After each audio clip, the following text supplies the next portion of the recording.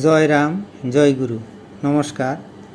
গল্প কথায় রাম ঠাকুর চ্যানেলে সব বন্ধুদের স্বাগতম। আজ আমি ঠাকুর কিভাবে সবার মনের কথা বুঝতেন সে প্রসঙ্গে একটু আপনাদেরকে জানাবো। শ্রী শ্রী রাম ঠাকুর মথুরামোহন ভট্টাচার্যের পিসতুত ভাই ছিলেন। মথুরামোহন ভট্টাচার্য মহাশয়ের স্ত্রীর নাম শ্রীমতী প্রভাবতী ভট্টাচার্য।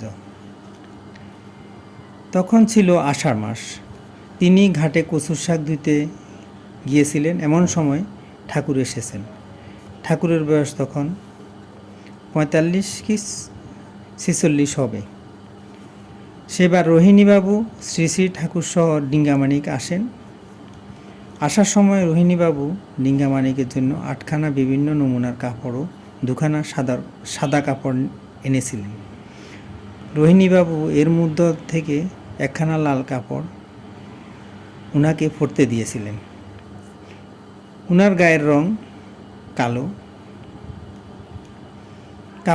কাপড়খানা পেয়ে শ্রীমতী প্রভাবতী ভট্টাচার্য দেবী মনে একটু কেমন কেমন করছিলেন।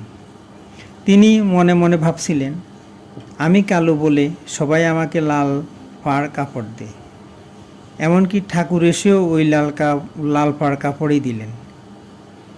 ঠাকুর এসেছেন তাই মথুরামোহন ভট্টাচার্য মহাশয় কিছুক্ষণ পর উনার ভাই শ্রী রাম ঠাকুরের নিকট গেলেন।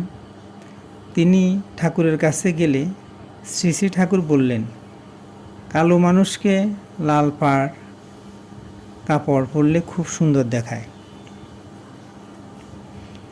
শ্রদ্ধেয় ভট্টাচার্য মহাশয় ঘরে ফিরে এসে উনার স্ত্রীকে জিজ্ঞাসা করলেন, তুমি কি রামভাইকে কিছু বলেছ নাকি? উনি তখন বললেন, না, মনে মনে চিন্তা করেছি।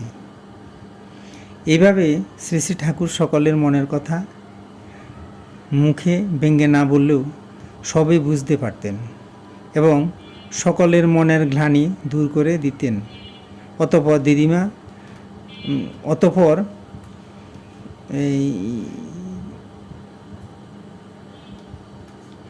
শ্রীমতী প্রভাবতী ভট্টাচার্য বললেন, তখন আমার আর কিছু বলার ছিল না।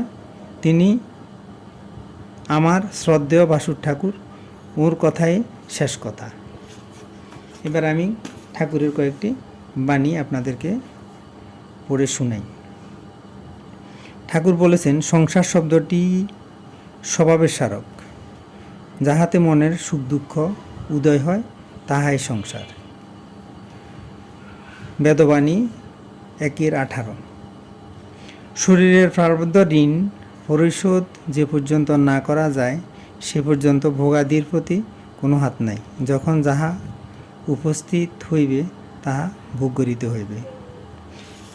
চিন্তায় কার্যে শ্বাস প্রশ্বাসে স্থিরভাব অবলম্বন করিয়া প্রতিব্রতা বা ভগবন্নিষ্ঠ হইলে সুচি হয়। বন্ধুরা, আজ এই পর্যন্তই। আগামী দিন আবার শ্রী শ্রী ঠাকুর সম্পর্কে গল্প বাণী নিয়ে আপনাদের সাথে থাকব। বন্ধুরা, চ্যানেলটি যদি আপনাদের ভালো লেগে থাকে তাহলে বেশি বেশি করে সাবস্ক্রাইব করবেন, লাইক শেয়ার কমেন্ট করবেন। ধন্যবাদ। ভালো থাকবেন।